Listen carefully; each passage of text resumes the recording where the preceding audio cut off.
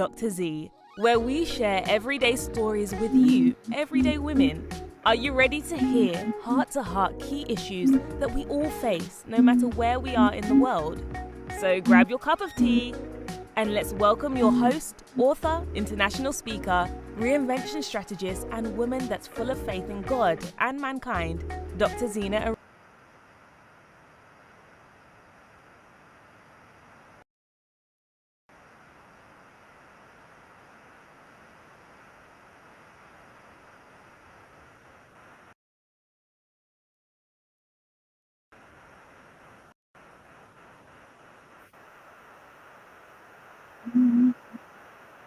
Faith in God and mankind, Dr. Zena Arinzi.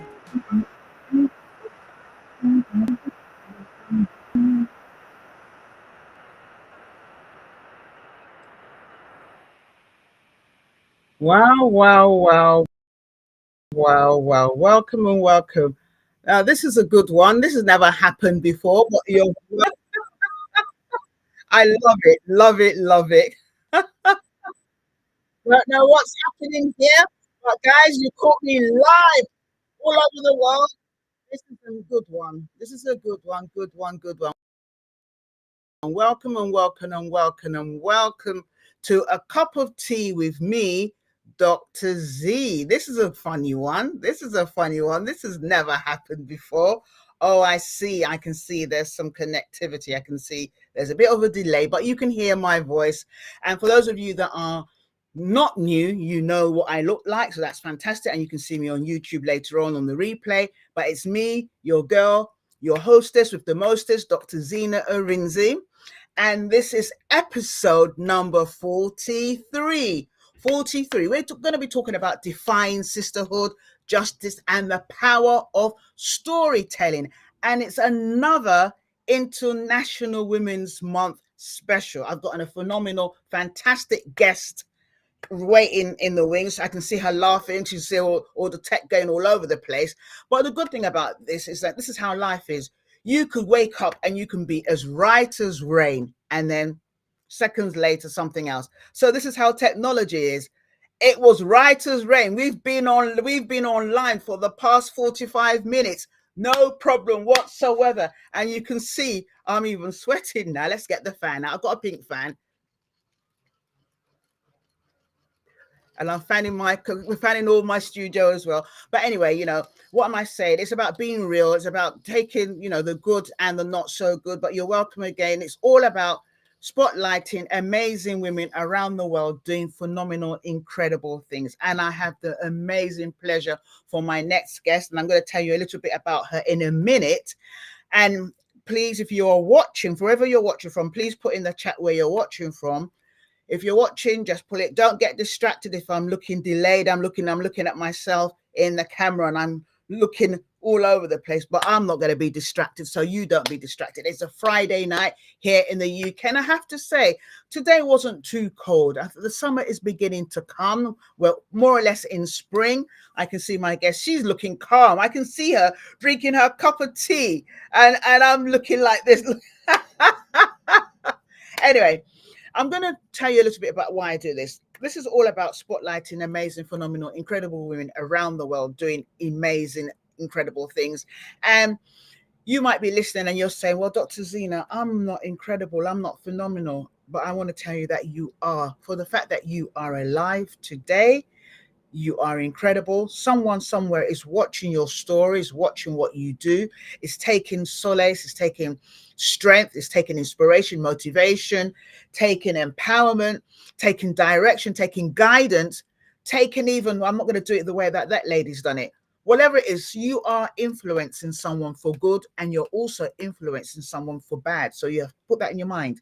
Keep that in your mind. So my charge to you, if you're listening right now or you listen on the replay, is to always do your best to put your best foot forward. And if it doesn't work, it doesn't matter. You keep on stepping. You haven't got time to sit down and say, oh, this is not working. You keep on stepping because people are watching you. When you fall down, how do you get up? Do you get up gracefully? Or do you get up or do you kind of stay down? That's what it's about. Anyway, that's enough about me. Let's quickly quickly tell you a little bit about my amazing guest who is calm in the green room. Right. Now, my next guest, phenomenal, and woman, her name is Pamela. Pamela with a P, not that there's a Pamela with an R. Pamela R. Haynes. And she is the author, the best-selling author and award-winning writer of Loving the Brothers and Loving the Sisters. Loving the Brothers, I think, was published, and she'll tell you because I might get this wrong, in 2022. And it's all about, no, I'm going to leave this for her to tell you about that. But what I will say is that she's not just an author, she's an ex-senior probation officer. She's also, an international or global domestic abuse champion or advocate. She likes to tell me she's retired, but trust me, there's nothing retired about her. Every time I talk to her, she says, "Oh, no, I'm retired." There's nothing retired. She is such a hardworking woman. She's a domestic abuse facilitator. She helps survivors. She's also, I think in 2018, she was awarded Author of the Year and Author of Color for her debut novel, Loving the Brothers. That was in 2018, and Loving the Sisters was in 2022. I've got both of them, actually. She's won so many awards. She was shortlisted for a Black Girls Who Write Lit Award in 4 categories. I'm just going, she's got such, her bio is so amazing. I'm thinking, what can I pull out? What can I pull out? She's written articles for so many newspapers. She's written for The Voice. She's written for Sapphire. She's written for Pitch Black magazine, Keep the Faith magazine, The Nation newspaper, Right on Pen, the Queen's newsletter. The list is endless. She loves to write. She's also an international podcaster. And she launched her podcast in 2021 on International Women's Day. I hope I got this right. Yes, International Women's Day. And it's called Author to Author Podcast. Go figure, she's an author. Now, she's been nominated for several awards, and you'll be thinking, okay, why am I bigging her up? I'm not bigging her up. I'm just taking little bits. She'll tell you this. When I looked at her bio, I'm like, where do I start? But I'm just taking bits because she is really a powerful woman. But she's not just powerful. She's humble. She's soft-spoken. She's about making sure that whoever you are, you get all the support you need. And so, without further ado, I'm going to bring away out of the green room my amazing, phenomenal guest who is well positioned and available to contribute to any kind of research that you need, especially when it relates to women of color. Now, look, she's having another sip of her tea. I'm going to interrupt her now. Don't choke. Without further ado, my amazing, phenomenal guest, Pamela R. Haynes. Hopefully, yeah. Oh, I'm still moving, even though I've stopped moving. Oh, this is going to be fun. Pamela, welcome. I'm so grateful to have you on the show today. It's a good one today. I'm really expecting all the wonderful things we're going to talk about. But I'm just so honored to have you. Thank you so much for gracing this occasion. Thank you so much for the invitation. We've been trying to set this up since last year. So I'm glad that it's able to happen this evening. So good evening to you and good evening to those who are listening and watching the show this evening. Oh, thank you so much. Thank you so. I saw you looking really calm and collected while I'm like, what's happening to the tech? I'm thinking, this was working. It happens. Yeah, not to worry about it. We're here now. At 6:15. Absolutely. Now, the first question I want to ask you, thank you so much for, being on the show. You're absolutely correct. We, tried to set this up last year, but, our diaries and things like that. So it's lovely to have you. I'm so excited. Now, this is an International Women's Special, another episode really celebrating us as women, celebrating what we've achieved so far. There's still a long way for us to go as women, but we've achieved so much. And you, particularly as a woman of color, you've done so much, not just in the justice space, but in the literary space as well. And she likes to say that she's retired. She's not. Don't listen to her. Now, so my first question to you, Pamela, is really, really, really, what really, what led you, because you've had an incredible journey, incredible career in the probation service, in the justice system. You're now a multi-award winning author. I didn't even touch the surface of all the awards that you've achieved. I know, I think a couple of weeks back, you also got an amazing Extraordinary Achievers Absolutely. Award for what you've contributed to, to the to not just the written world, but to life in general. So I want to ask you, you're a storyteller. You're really a storyteller, soft spoken, but you're a storyteller. And I want to ask you, why did you decide to use storytelling to spotlight the scourge that is domestic abuse? Um, I suppose I'll start by saying that I'm an avid reader, first of all. So from childhood, had a library card, used to take out 6 books at a time. I also studied at school GCSE in English language and then at A level English literature. So most of the classics I would have read already, Jane Eyre, Pride and Prejudice, To Kill a Mockingbird, Luther, the whole range of books. And whilst I loved these books, I always felt that they didn't reflect people who looked like me. And also, their experiences didn't resonate with me either. Until I found Black fiction authors, and I'm talking about people like Buchiana Cheta, Rosa Guy, um, Terry Mm, McMillan, Andrea Leaving, mm, um, and obviously Toni Morrison. And so that's my baseline really, is that I've always been an avid reader.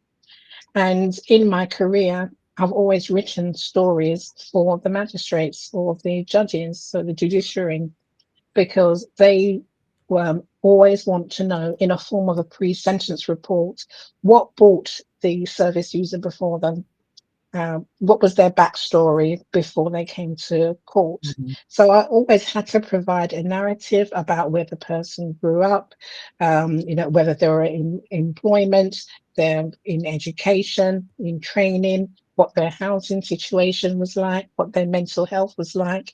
And I was always writing these court reports. So that's my starting point really, is I've always written stories. I've loved reading them and I loved writing them in terms of court reports and so on. So that's where I first started. But in 2016, I was quickly coming up to my milestone birthday, and I just felt that I wanted to commemorate it in a meaningful way. So I had 3 things in my imaginary bucket list. The first one was doing a master's in criminal justice. I had this vision of wearing a cap and gown and walking elegantly across the stage as I approached my 50th year. But having a full-time job and looking after my family, there was very limited time to study. Where you just don't have the headspace anymore for studying. So I had to abandon that idea.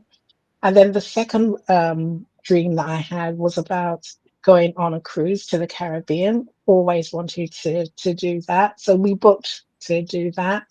And the last thing remaining was writing a book. No idea what I wanted to write about or where to start, but a series of things happened that led me to have the opportunity to write my first book, which was Loving the Brothers. So you're right.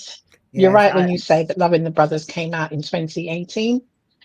I'm yeah, that's the cover. that's correct. Yeah, I Okay. met my publisher at a women's networking event. So my attitude is to always go prepared. You never know who you're going to be sitting next to, or who are influencers, who are sponsors, who are people who can open up doors of opportunities for you. And I just happened to sit next to an author who just happened to be, moving into publishing. And we got talking like you do. And then she asked me, would I like to be her first fiction writer? And that's how the journey started.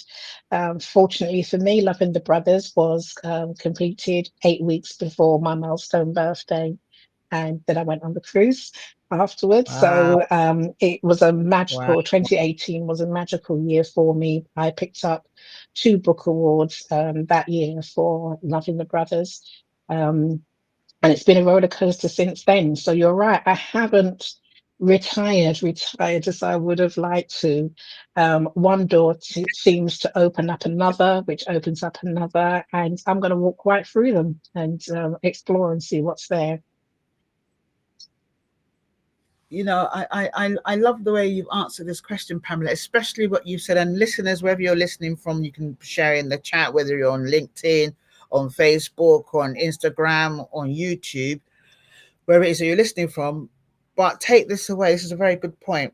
Always be prepared. So some of us were guides or brownies, or and it always talks about being prepared. Or for those of you that read the Bible, about the 10 virgins and the five that didn't have oil in their lamp or something, and then the master came and they missed out. I mean, nothing's changed today. You have to be prepared. You may not know what's around the corner, and that's good as well as bad. You may not know, but you must always be prepared. Be prepared for the unexpected. And I like what you said, you were prepared. And like you said, you sat down next to someone, and the rest, Bob, is your uncle. And, you had so many awards. It's unreal. And, sometimes we're waiting for perfection. We're waiting for everything to stack up. Like you said, you were like, okay, I want to do this. I want to do my master's in criminal justice. I want to do this. I want to do this. And we're all like that. We stack up the way that we want to do things. But your trajectory might be like this and still get on the top. But we always see things, in linear way. If I do one step forward, up, so you're climbing a ladder. But sometimes, not even sometimes, more often than not, it's more woof, dum, dum, up. Sort of thing. You're like, oh, what happened? How did I get there? So I like that. Be prepared. I love that. I love that. I mean, I can go to bed now. I mean, as far as I'm concerned, I might as well just be a member of the audience. I'm done. You've given me what I need. Be prepared, Zena. But just on that point, though, what? Because obviously, I know generations change, and maybe generations might do things differently today. But that is something that I know that our parents, people that came during the Windrush, people that came from Africa, that came from Caribbean, they were always prepared, always preparing, always ready to either run or, they're always prepared. And I guess that's been instilled in us. But I want to ask you a little bit more about, you talked about being in the probation service and writing reports and all that. When I read your books, it just feels like I know these people. Yeah. It's like, it doesn't sound fictitious in any shape or form. It just feels like someone that's either in my family or someone I know in church. It just seems real. So, tell me a bit more about that journey. Well, or tell us. I've had the title of Loving the Brothers for about 20 years. And I sat on it. Wow. And I sat on the story that I wanted to tell.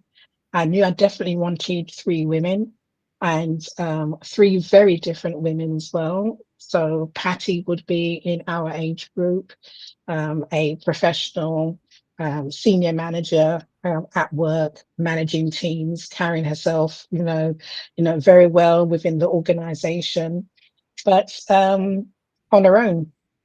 And I have witnessed, several colleagues who are in that position, who have the car, the house is paid for, they can go on cruises and they can travel, etc.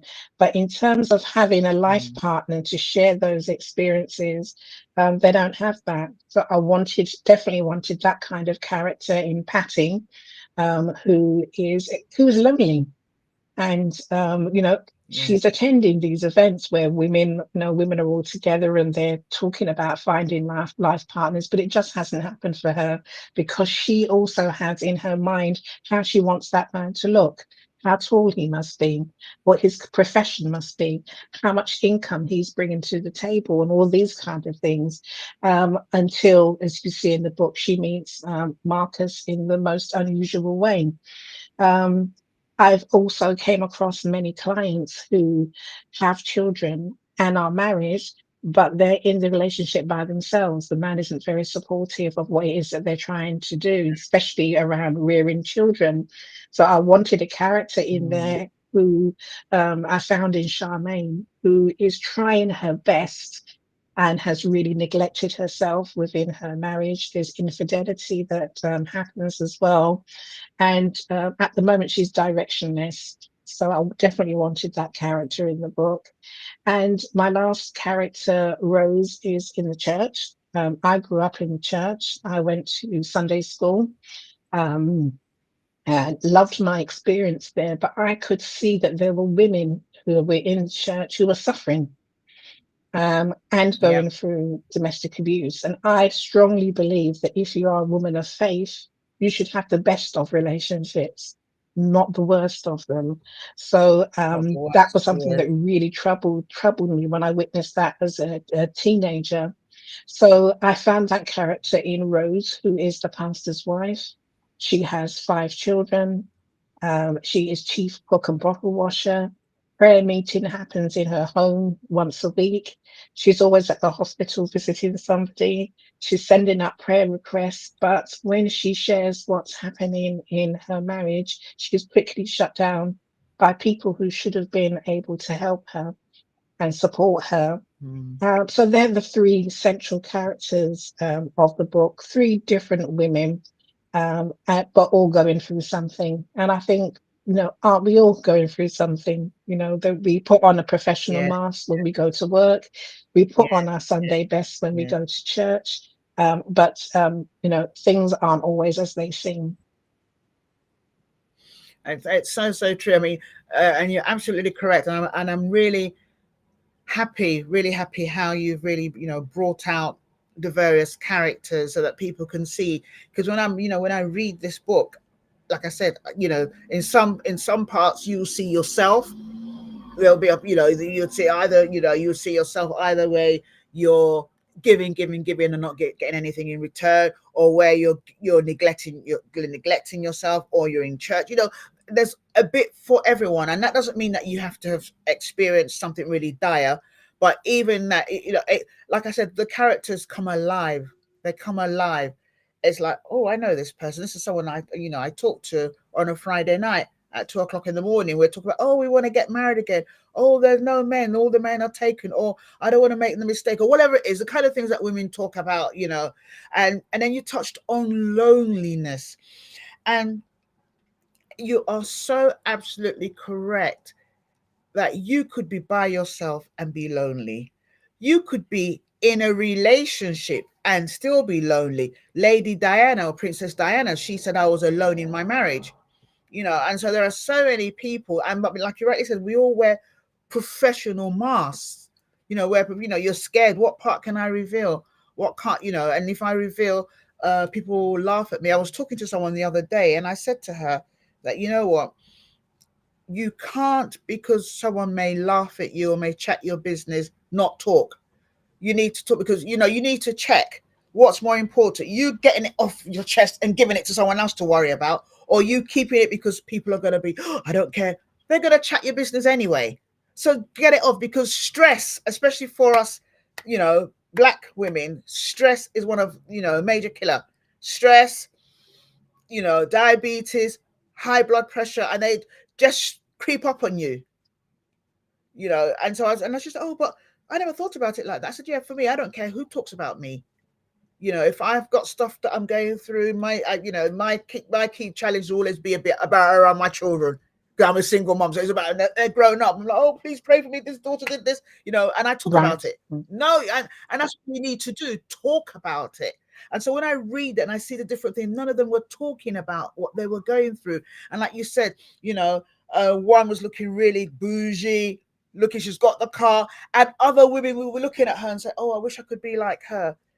If only I don't have to do the dinner. I mean, I Oh have my people that gosh. say that to me. Oh, Zena, you're so lucky. You're so lucky. At least you don't have to think about a man. You need to cook. You can just eat what you like.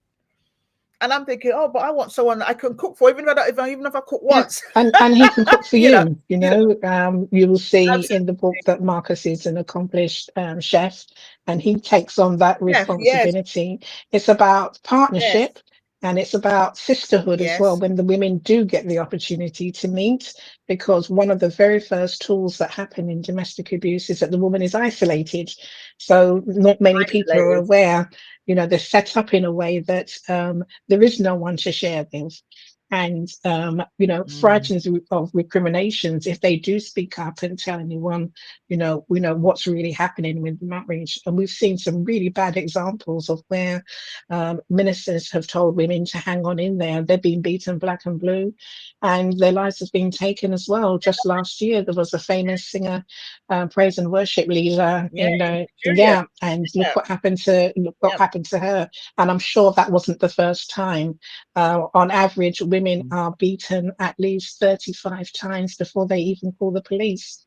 And that's for a variety of reasons, but including not wanting to get the perpetrator in trouble because they have a family together, they have a reputation to maintain, whatever the reasons happen to be, that some women don't feel able to tell what's going on. So my book And explores all of those kind of things, but more importantly, it talks about sisterhood, how the women support each other. There's humor in the book, so I don't want to anyone to come yes, away yes. thinking that it's all doom and gloom. Get the book. Um, Get the book. Get the book. It's on Amazon. Get the so book. yes, I hope that I have done them enough justice. And this was just a passion project, something to do to acknowledge the fact that I was turning 15. But the response I got from the book when it was published was overwhelming. People were reaching out, contacting me left, right, and centre on social media, wanting me to come and give talks, especially online, about raising the awareness of domestic abuse, because some people didn't know, some women didn't even know. They just thought it was part and parcel of a relationship or part and parcel of Yeah. a marriage. And even when the relationship is done and ended, domestic Mm. abuse can still, still occur. So that was the reason why I took up the mantle, started to signpost people, especially women and a couple of men, to places where they could get support, help, and advice. So that's how my advocacy work started. I love it. I love it. I love it. And even as you're speaking, you're right. I remember this was maybe 2017. I was speaking at a domestic abuse conference, and just speaking, and then there was this lady. She must have been about maybe 70, maybe almost 80 years old, an African lady. And then she started wailing. So I thought she was looking at me. I thought she was thinking, "Oh, look at how I'm dressed." You know how the old church ladies Yeah, look at us. Well, I'm now yeah, the we old are. church Yes, lady, we but are. Indeed. we're looking at, and I'm prancing up and down, and I'm talking, and feeling cool and all that. And she was looking at me, and thinking, oh, in my head, okay, one of these judgmental ladies. Anyway, I'm still gonna be. She's probably thinking, okay, this girl's probably Nigerian, but she has no culture. Look at her, just speaking English. That was what I was thinking she was saying in her head, because obviously that happens. But she was just looking at me, and then she burst into tears, and she started wailing. And why was she wailing? She was in a domestic abuse relationship all through her life. She joined her husband in the 50s. She couldn't read, she couldn't write. And there's nothing he didn't do. She never left. She never told anyone, because the way we are brought up is that you're not supposed to tell anyone That's about right. your Yeah. business. It's a very, it doesn't matter which part of black you're from, whether you're Black American, Black Caribbean, Black African. It doesn't matter. It's the same thing. You don't chat your business. Everyone just looks. And even on a wedding day, they would say, one thing you need to do: don't tell anybody what is happening. And so a woman goes away with that. The man chats tells his friends, he has affairs, he does all sorts of things. The bad man, not Yes. every man. Yes. And she wasn't telling anyone. She raised her children, but she was so, so sad all through her life. And then the man died. She mourned him like you do, And so as I was speaking, she was crying, she was angry, she was upset. She said, I didn't know this is what I was going through. I thought it was me. I thought I didn't pray hard enough. I thought maybe, if yeah. And so you're absolutely correct. There are people that go through these things that think it's normal. It's been normalized either because they've gone through it, or they're not talking with anybody else, or and they don't recognize the red flags. They don't even know what red But flags when you are. think about it, You know, children are very often in the home, in the next room, and they witness mm, domestic abuse. I mean, I would argue that even the growing fetus in the womb can pick up vibrations and fear and anxiety within the yeah, mother that feeds into their development as well. But if we accept that that's happening from that age, uh, it just becomes normalized throughout childhood. And when they then enter into relationships, they believe that, well, this is part of it. This is what goes on.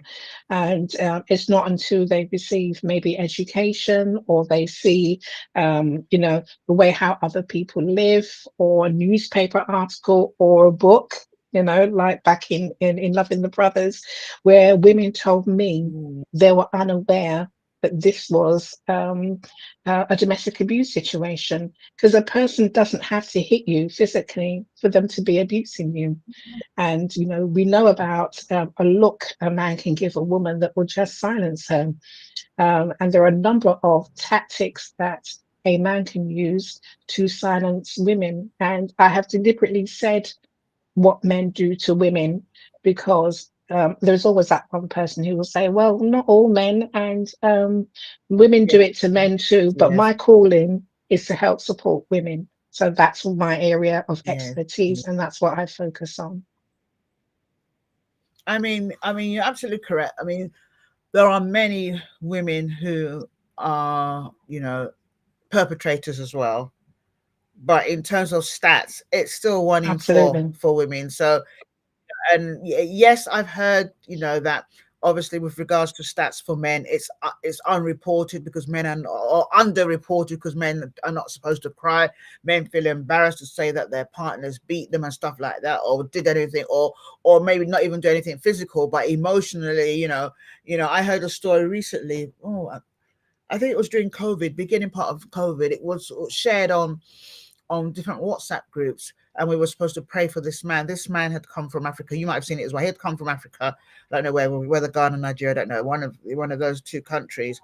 And his wife, was looking for someone to marry, and then she found him and brought him over. So he had no papers, so he couldn't work, and he wasn't he and he was, you have a man of integrity. I mean, I don't know, but a man of integrity that wasn't prepared to, he just wanted to do everything the right way and stuff like that. So he wasn't working, he wasn't Ubering, using names or anything. He was just waiting, thinking, his wife was going to do everything from fire for him. Sometimes she would come back from work and say, "What, you haven't cooked?" and lick him, really, beat him and everything. And he was doing it. And sometimes she would do it. And her mom, so it was the mom and the wife, beat this guy, you're good for nothing, you're this. And then one time the man just left, he couldn't take it. And the neighbors used to hear him shouting. So they used to think that he Right. was doing something Right. to his Yeah. hair and all that, and all that. And a couple of times they called the police. The police came, no one spoke and all that, but they were suspecting him. Anyway, after a while, he couldn't take it anymore and he left with his suitcase. Said, look, I don't care. I don't want to live in this country. They should deport me. They should deport me now. I can't. And he showed bite marks and all sorts. Terrible. Oh, it was It's really, terrible. And some women, terrible. they do this knowing that the cards are stacked in their favor, that they're more likely to be Yeah, believed. I once heard of a yes. bouncer who was over 6 foot tall, managing the doors, door security, and his partner was the total opposite. She was, under 5 foot tall, slim build, and it was her that was abusing him, knowing that. when police are called, who they're likely to believe, her over him. And this whole thing around immigration status and, not doing your paperwork and not filing for you properly in a timely manner are things that keep women in situations. We had a neighbor a very long time ago, an Asian woman. She was never encouraged to leave the house, never encouraged to learn how to speak English. And her children would abuse her as well. So it wasn't just her husband, but you would hear the verbal abuse that and her thing is she just wanted the violence to stop. She was happy to stay in the marriage. She was happy to be subservient. She was happy to submit. She just wanted the violence to stop. So there are some women in some terrible predicaments out there. I do remember being asked to speak at a particular church particular denomination, because my friends suspected that there were women in the congregation who were suffering from domestic abuse. And I was told by a panel of men on the committee that I couldn't come because I'm not the same denomination as them. So they are also rubber stamping what the women do. But Yes, the good yes, thing about having a yes. book, and I'll show Love in the cover again, the good thing about having a book is that the book can travel through the congregation. The book can be passed Absolutely. I'm on, just looking. between members and so on. I I really would recommend that you get the book. The book it's a fun book. It's a story, so it's a fun book. If you can call it fun, but it's also lots of lessons that you can learn from it, and you can also share it with other people if you're trying to talk to them. Because obviously, if you have people that are going through some of the situations that have been really expanded upon in both books, you might not know how to address this. You can just give them the book, Without fail, and people who contact me start with the book. So especially Loving the mm, Sisters, which came out in 2022, and my yes, characters on the front, they talk about one of the women, because everybody's rooting for at least one of the women in the book. yes, And absolutely, they start yeah. there, and then eventually they end up telling me about their own experiences of domestic abuse, or somebody that they know, or somebody that they suspect. Because as you were Mm, right when you said at least 1 in 4 women experience domestic abuse in their lifetime. So that's a lot of women. And when I get a chance to that is. speak, to women, I know that there are victims and survivors in the room. They may not be able to Mm, speak. They may not talk to me. I remember mm, one radio interview, my very first radio interview. Um, One of the presenters was so hostile, and I'm thinking, but you guys invited me. Why are you so angry? And she absolutely hated Charmaine in my book. But it wasn't until much later on she was able to tell me that she identified with Charmaine. She was going through yeah, similar yeah, experiences as Charmaine, and that's why yeah, she, yeah, disliked her. So without fail, yes, people find somebody that they're rooting with, and then they end up telling yes. me their own personal experience or their situations. And then, they're not a particular type of women. They are women who are magistrates. Mm, There are women who are probation staff. They are serving in some capacity. They're nurses. They're looking after children. mm. They're educated. Um, Domestic abuse doesn't discriminate. It's an equal No, not at opportunities all. employer. It's It really right. is. It It hits hits anyone. anyone It doesn't matter and how nice. everyone. I once Yeah, worked with a everyone. beautiful barrister, and when she came home, she wasn't allowed to do anything indoors except for serving her husband. And he used to tell her, you think you're this and you think you're that because you're at work, but that stops at the door when you come in here. You have to do as I say. Yeah, And the terrible situation that she was in, even her salary was paid into his bank account. So she had no control can you over imagine? how money was spent. She didn't know whether bills were being paid. She couldn't plan for the future because she had no financial control or say in how those big financial decisions were made.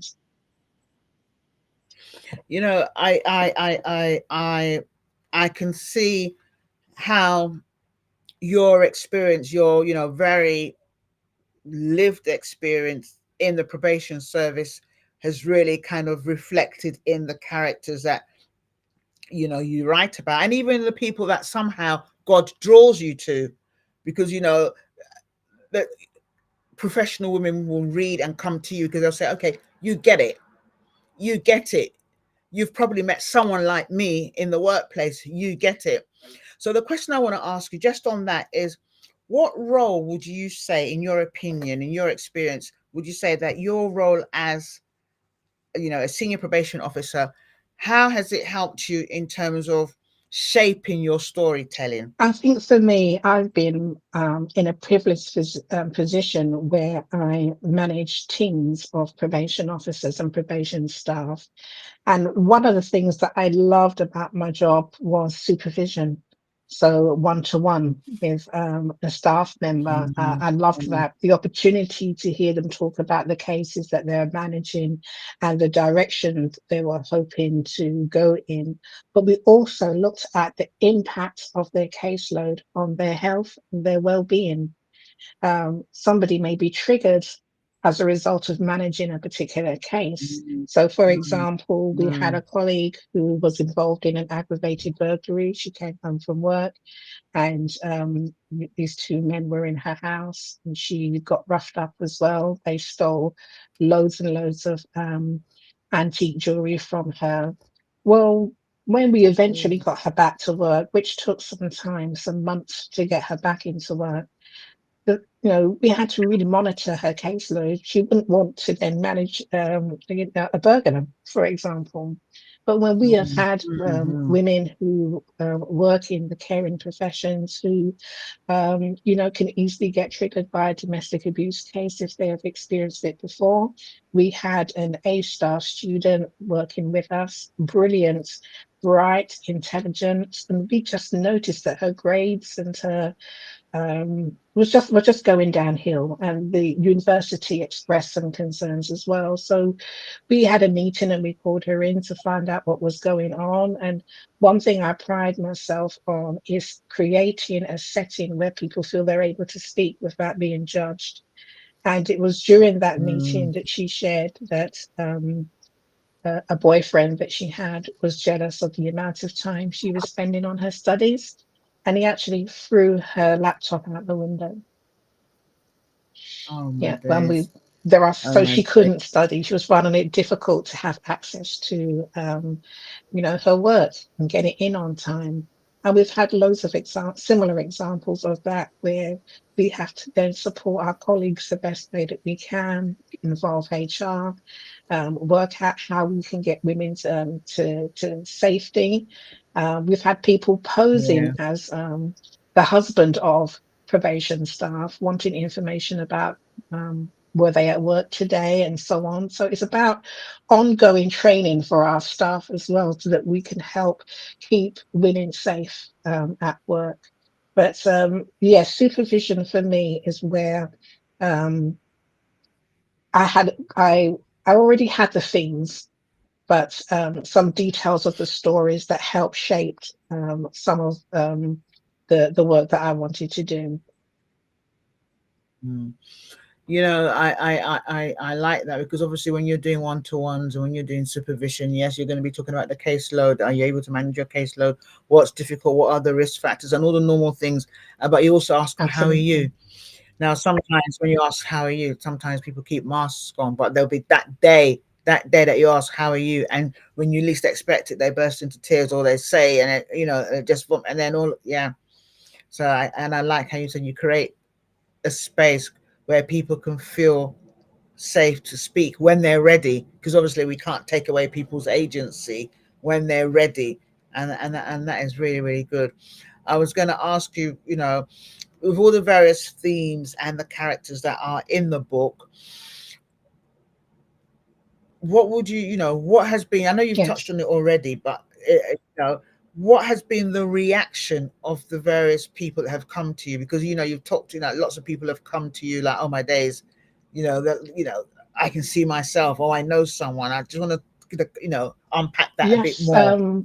Some have contacted me privately. So some former colleagues have contacted me privately just to encourage me to keep on going. I have Grace, Pastor Grace, from America, who contacted me and told me to keep on going because it was prevalent in the church. And she helped me with some of the sermons that are in the book that Rose gives. And it's good to have people who are experienced in looking after people who have gone through traumatic events, who have come forward to Yes. say, can I help? Can I support you in the work that you're doing?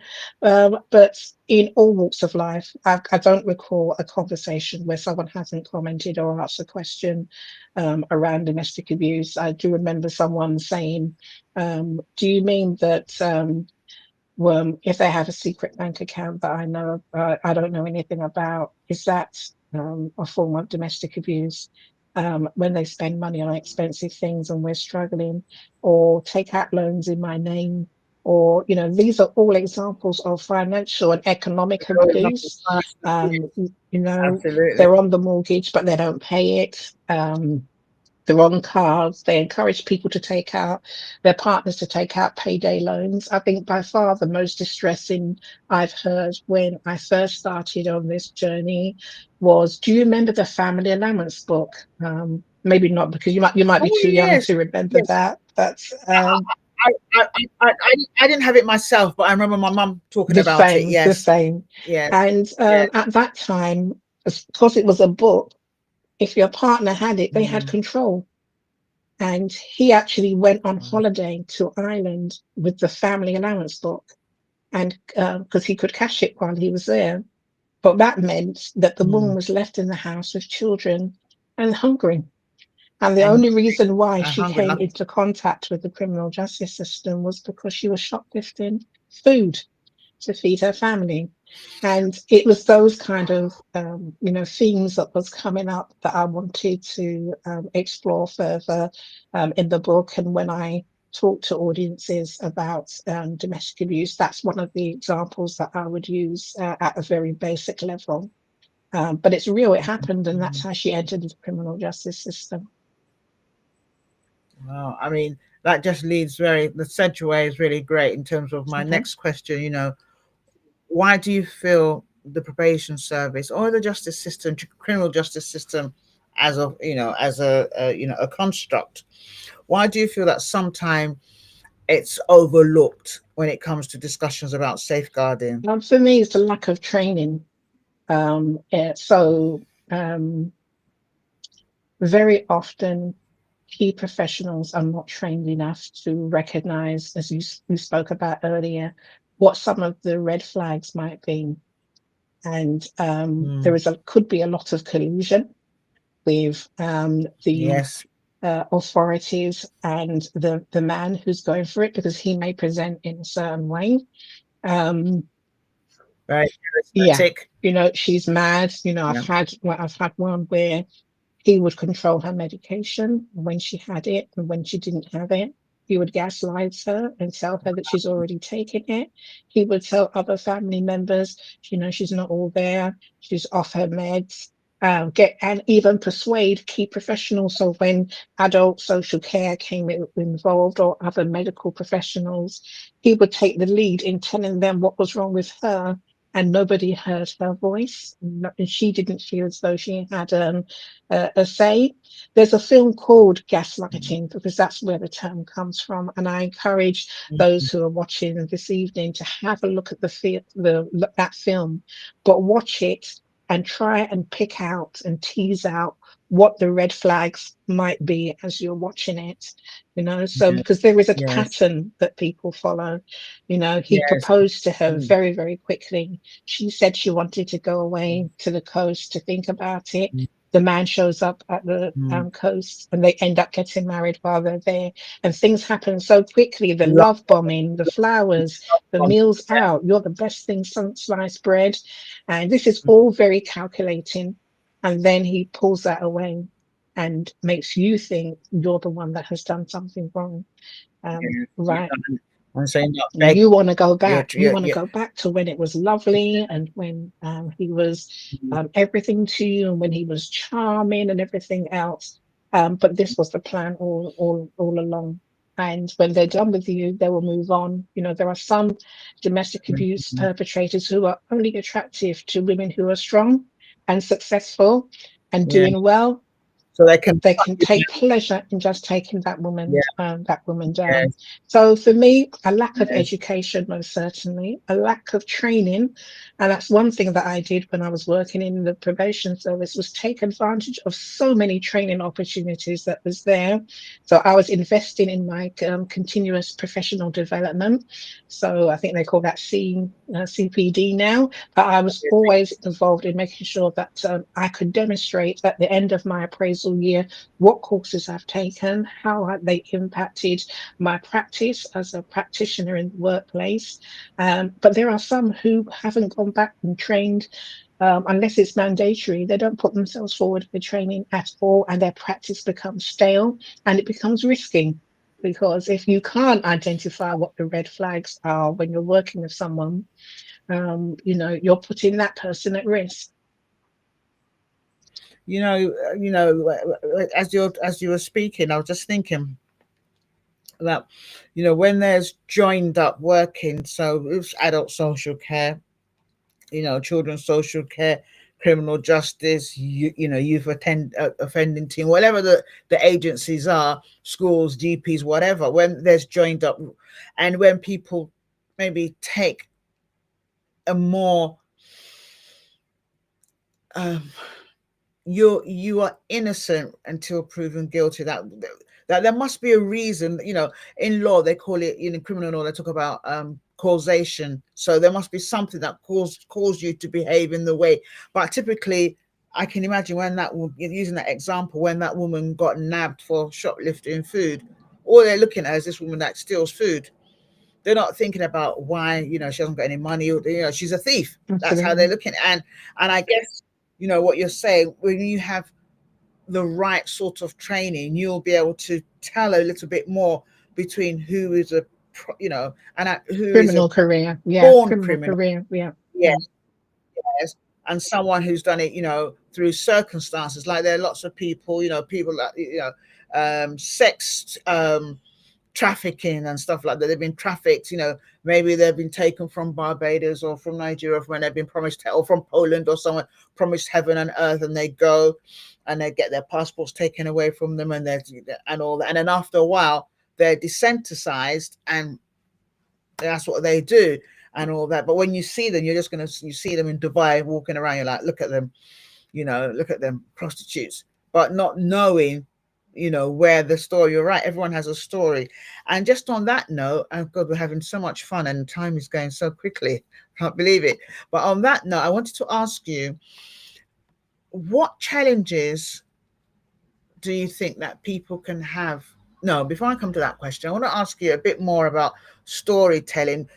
How do you feel that people can, women in particular, women of color, can move forward, can heal through storytelling? I mean, I've always grown up to believe that a problem shared is a problem halved. And I Mm, also believe in sharing with the right people. An example of that is, and I've been telling people about you, and that particular Friday when we spoke on the phone, and we were talking about mm, doing TEDx at some stage. And I said to you quite clearly, I don't want to apply. I don't want to fill in an application. I want to do it, but I don't want to fill in an mm. application form. I don't want to go through all that trouble selling myself. I do believe that my 30 odd years of working in the criminal justice system is qualification enough. And people get invited to the TEDx stage, and I want to Yeah, be invited. That was the Friday, yes, I right? remember that And then the conversation. Yes. Monday, I was speaking to my mentor, and we were talking about investing in ourselves. And I said, yes, I do believe in that, because last year I went to a writers' retreat in Jamaica, and he said to me, Pam, you can travel. I said, yeah, I don't know why you got the impression that I can't travel. And he said, well, come to the TEDx stage in Abuja, Nigeria. And for me, it was about sharing with the right person, because you were supportive. You were endorsing what I had to say in that conversation, and we were manifesting together. And I believe Thank that's you. how that happened. So women need to be friends to other women. I am not your Mm, competition, and you are not my competition. And this whole yeah. TikTok trend, we listen but we don't judge. We actually need to do that with each other as well. Mm, So rather than saying, why don't you leave? We should be asking, well, why is he violent in the first place? That's where the questions need to mm, be, not on the reason why mm. women can't leave for a Yes, number of reasons. It's her house. What about that? yes, She yes, she pays the yes. Where's mortgage, it's gonna you be? know, or she's the Yeah. she's the renter. The property is in her name, and she's done it to a particular standard. Why should she be the one to leave? So I do believe that women can be more friendly to other women. And I do have a friend who went through something similar, and I went to her home all the time, just giving her that support. And her husband used to say, "Oh, hello, Sister Pam. It's so lovely to see you." And it wasn't until she escaped the relationship and the marriage that she told me, "Pam, he never liked you because he knew you would have Mm, something to do with us getting away. yes, So let's be yes. more friendly. A smile can save somebody. You know, just sitting next to You somebody in church could save someone. Just being that health visitor that's just been a little bit more attentive to what's going on and give the woman the opportunity to speak and to share what's on her mind. I really like and you're absolutely right. There's more than enough to go around. Whatever it is whatever it is you're doing, you're listening, whatever it is you want to do, what it is you're not doing, there's more than enough to go around. We need to stop competing. I don't compete with anyone. I'm unique. But for those of you that like to compete, there's no need. There really is no need, because what you're doing, you're so busy competing, you're missing your kairos moment. You're missing opportunities because you're trying to be like someone else. And just like Pamela said, earlier on when she was talking about the various characters, the character that all of us like the most. I'm not going to tell you which Oh, one because okay. I'm you have to read the interested book. now. I'm not telling you.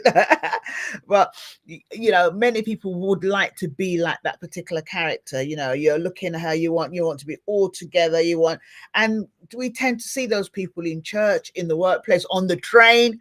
You're sitting on a train, you got your trainers on because you can't, like me, I can't no longer walk in my shoes for very far. So I wear the shoes just before the The event same. and do the event on stage and then come down and wear my trainers on my flat shoes. But then you see people wearing the 6-inch shoes, walking slim, and you're like, oh God, I wish I could be like that. Or why is she looking like that? She feels she's too strong. Whatever it is you might be saying. But you have no idea what's behind the Not Mac. at all. You have no idea. I sat on trains where I'm looking at people and I'm seeing people crying, or I'm seeing people about to cry, and you want to get up. And in this day where you're not supposed to, I'll get up. I'm like, hi, I don't want to be offensive, but are you all right? And they look at me like, I can't believe it. And they burst into tears. I'm a hugger. I'll say something. I always say something like, my children say they can't take me anywhere. They start laughing. But can I just hug you? And then obviously you pull it out and they hug, you hug and say, I said, I don't know what's going on. I don't need to know, but I just want you to know that you've got this. And I hug, and so you don't have to know the person, but just be there. Be there. You're not always going to get, yes, please hug me. And you might Yeah. not be a Yeah. hugger. But what I'm saying, be that support that someone is looking for, or be that support that you would want, because some people just want a listening ear. I don't want to hear you telling me, why did you do this? Why are you sure? What did you I do? hear Did you you. burn I the hear food you. again? Do you Yeah. know? I remember in school, you used to dress up. You got your boobs out. Your boobs. Are you not listening? Whatever. No, no, no, no, no, no, no, no, no, no. You listen. You don't judge. Just listen. Sometimes she may not tell you anything until she can trust you. She might not. She might be going through things for years, and she might not say anything, but she will remember that you were always there. And I'm talking from Absolutely. experience. This is my lived experience. So I'm not saying that this is my lived. It's what I do for other people, but it's what happened to me as well. It's really, really important. I'm going to stop, and I don't want to stop. I need to bring you back. I don't want to stop because we're just talking calmly as if we can be here forever and all that. But I like the way that you've broke everything down. The last question I'm going to talk about quickly is this year, I think last year, we're in 2025. Last year, the World Economic Forum, I think, said that we as women are 134 years away from equity, equality, parity, and everything else. And that's for women generally. And between you and me, that's not that they're not talking about Right. us, they're talking about Yeah. women generally. So if that's 134 for women generally, the ours might be like I don't know how many years, So I want to ask you, from your perspective, how does and I had the opportunity. I'm part of CSW 69, so I was online today to watch the closure of that and the opening ceremony of CSW 70. This is with regards to United Nations women, and different women from different representatives from different nations were all speaking about what was written, their views, gender. What does it mean, man or woman? No, it's not. It means this. Whatever it is, everyone had different views, and that's all right. Different countries were talking about different things, and so, from your perspective, how does domestic abuse tie into the wider conversation with regards to gender equity, especially when it comes to women of the global majority, and then especially when it comes to women of color? And I think that will be my Oh, last question. it's a huge question, and it's disappointing to Yes, hear it is. that we are 100 and how many years away from. 134 Yeah, I years mean, that's away. so disappointing to hear. What I will say is that I can't change the world, but I can change the world around me. So with how I deal with people will make a difference. My neighbor knows that she can come to me, and I know that I can come to her over the slightest thing. Oh, Mm, the other day I just went to borrow a safety pin because you knew exactly where to get one from. We can create our own community where we look out for each other. And if I see an mm, opportunity for you, I will share it with you. And if you see an opportunity for me, you will share it with me. So change the world around us. Are we friendly to the women that we meet in just our general circle? They don't have to be your friends, but are you friendly? I went to an awards yes, evening, yes. as you know, 2 weeks ago, and I met one of my Facebook friends and went over and said hello. And she must have thought, who is this woman coming up to me? I thought that we knew each other. I thought we were Facebook friends. And we're in the same WhatsApp group, a massive WhatsApp group. And it's a good job I kept my own counsel and I didn't really read too much into it. Mm, But the following day, she found my number and she called me and she apologized because she didn't recognize me at all. And yes. she said, yeah, but I see you, you're on TikTok all the time. And we had a conversation. Sometimes we're quick to rush to what the worst might be. Oh, she thinks she's Mm, this, she thinks mm, that. mm, And it mm, was nothing more mm, mm, than I was glammed up that day and she didn't recognize me. It was nothing more than that.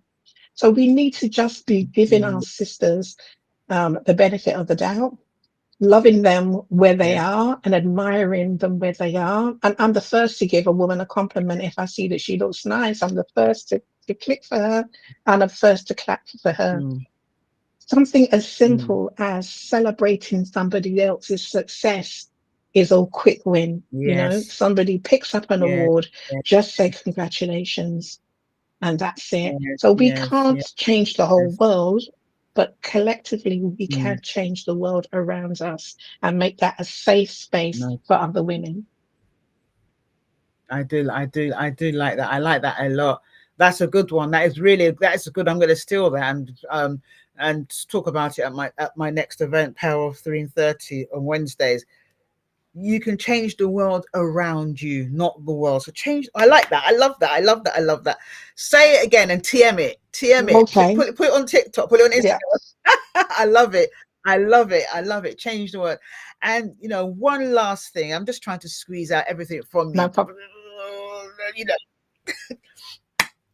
if you needed to give 3 final insights, tips, to help women, especially women of color, to really be their authentic self. So take off the mask. I'm always talking about mask wearing, taking off the mask so that they can get the help that they may need, or they can render the help that other people may need. What would those I 3 think that tips there's be? definitely some power in spaces where women are all together.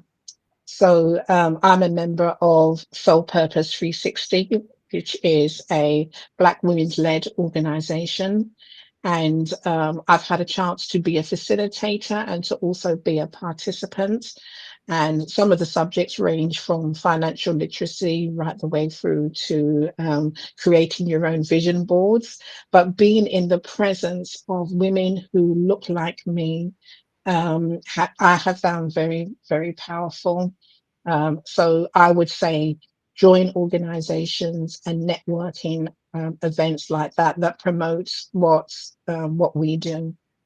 Um, I think I Yes, can yes. safely say I can count on one hand the 5 female friends that I have, and every woman needs an entourage that they can be around. So find your tribe, women who have the Yes, same yes, kind of discipline as you, who will lift you up when you're down, who are mm, supportive of your goals and where you're trying to get to. So there's mutual respect.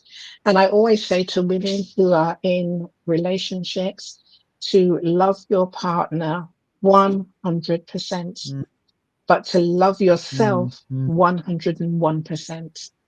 Hold that Yes, yes, 1%. yes, So I'm not saying he yes, gets yes, yes, 99. I'm saying he gets yes, 100, but you get 101. yes, And that 1% is to yes, yes, develop yourself mentally, physically, spiritually, whatever Lee it happens to be, but that 1% is for you. yes. So for me, last year, I went on a writing retreat in Jamaica because I need to invest in my learning. This year, I'm going to Abuja in June, and I'm open to any other opportunities that may come my way to develop myself. And that is not at the Mm, um, expense of leaving anybody else out. And mhm. they're my 3 I, I, takeaways. I, I love them, love them, love them. I love them, love them, love them, love them, love them. Okay, find your tribe. Find your tribe. Find your tribe. Someone that can advocate for you. You can advocate for them. They can push you up, encourage you, tell you off when you need to be told off as well. But be there I for mean, you, tell you the truth. that's why I've You got know. 9 awards, because my friends are the ones who Mm, nominate me. mm, I have friends who will say, Pam, you need to get on this, and to encourage me in a particular mm, space. And we talked about mm, manifestation earlier on. I make sure I manifest with the right people. I only share dreams with people who can help me realize them as well, and not yes, just yes, outing. We talked about outing our business. There yes, are the correct people yes, who you yes. need to be manifesting with. So find your tribe. As I Absolutely. said, I can count the women on Absolutely. on my 5 hands, on my 5 fingers, who have helped supported me, and I support them also. And that is good. And so don't feel too. And also, just to add on that, don't feel that you have nothing to offer, because there'll be some women that were thinking, oh, Dr. Zena or Pamela or whoever, they're so accomplished. What can I offer? You'd be surprised. Everyone has their vulnerability. Everyone has their insecurity. Everyone needs someone to prop them up. We all do. Like the song says, we all need someone to lean on. I was about to sing there, but it's a Friday night, and I think I was going to murder the song. So I could just, you know, Anyway, I'm going to end now. Oh man, I wanted to ask you about storytelling and how can it move us closer, but I'm going to leave that for another time. I'm going to say it live on camera so you can't say no. I'm going to bring you back. So we're going to talk about the brothers, loving the brothers by itself, and talk about what really, what made you do that. Oh, Thank you Pamela, so much for having me. Thank you. I didn't even offer you a cup I've of had tea, mine. even I'm though my so glad. tea. I've, I was going to pour it. thank Yeah, you. great stuff. You're welcome. Thank you so much. It's been a blast. I actually love the tone and the pace of this because it's calm, it's non-judgmental. Not that any of Yeah. my guests have been judgmental, but for those people who may be listening to this now or listen on the replay, and this might be your story, at least listen carefully and take all that you can get out of this. And if it's not your story, but you're in a position to support someone, please go and get trained up as regularly as possible. Don't wait for your organization. Go and get trained up so that you can be the best support possible for people that need you, so that you don't end up re-victimizing people. And with that, I'm going to end. Um, Pamela said, 5 people, have at least 5 people in your tribe. Thank you so much, Pamela. One last word from you, because I always like my guests to have the last word. Where can they find you? Please, you can find her interview. She's done so many. She's got online panel discussions found on her LinkedIn Linktree page. The link is here on screen. You can also see her on YouTube, Loving the Author. Well, at 40 Loving the Author. I wonder why she called it that. And you can also find her on Instagram. Let's see if I can find her Instagram details. Find her on Instagram. You can just reach out. You can invite her to your event to really speak about things that will really, resonate with you and your audience. So these are her details. She's on LinkedIn, Pamela R. Haynes, and on Insta at Loving the Author. Please reach out. Please reach out. What do you have planned next? I have to Okay, ask you no problem this. at all. I mean, I wanted to take advantage of the fact that there are probably women who are listening to your show who are going through those experiences. And the National Domestic Abuse Helpline number is 0808 2000 247. It's a 24-hour hotline. Let's see if I can 0808. give me. I'm going to put it on Okay, there just in case there'll be people. If you're in the that's fine. UK, this might be, yeah, and I'm going to try and put that now because, this is always about being as supportive Yeah, as possible. 0808, yep, 2000. So that's 2000 2000, yep, 247. And it's a 247. confidential So helpline. 08, yeah, 0808 2000 Yeah. 247. Okay, let me put, um, And so I would say that next weekend I'm going to be in Ilford, speaking at the All Women's Network event there, which will end Black International the Women's lovely Day. Hannah. Yes. Hannah is absolute. I love Hannah to bits. The So lovely Hannah. what I'm saying, the Oh, other that. thing I would say is always check your spam box because the invitation was sitting there waiting for me and I didn't see it until I was clearing out, and then I realized this is on my doorstep. This is near my old stomping ground where I used to work.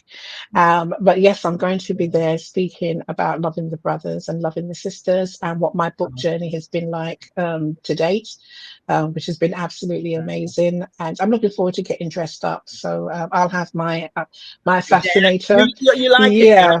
Yeah, You'll get used to it I'll be in now. my. I'll tell Go. you, secret listeners, when I asked this my amazing friend, sister, confident to send me her headshot, she sent me a fantastic picture of her massive fascinator.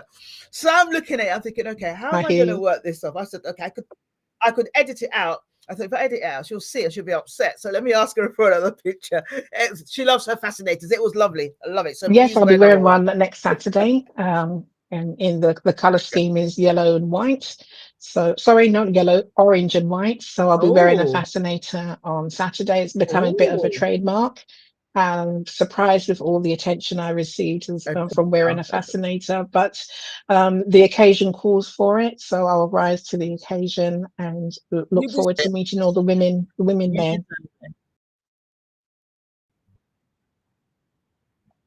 Did your next question? I didn't hear you. Much. Thank you so much. It's been. No, I said thank you so much. Yes, if you want the domestic abuse helpline, it's 0808. If you're here in the UK, 2000 247. Thank you so much, Pamela. This has been a blast. Thank you. Even though we've been talking about things that are a little bit unpleasant, but thank you for being so sensitive with the subject. Thank you so much, and I'm hoping that listeners will take a lot of things from this. Until next time, to another edition of A Cup of Tea with Dr. Zee. Thank you so much for letting us into your space on a Friday night or Friday afternoon or Friday morning, depending on where you are around the world. Until next time, thanks we'll for listening to A Cup of Tea soon. with Dr. Zee, your reinvention queen. We hope you've been motivated and inspired to go out there and conquer any obstacles and issues you may face. You can find Dr. Zena on all social platforms. Until next time, remember, you're not alone.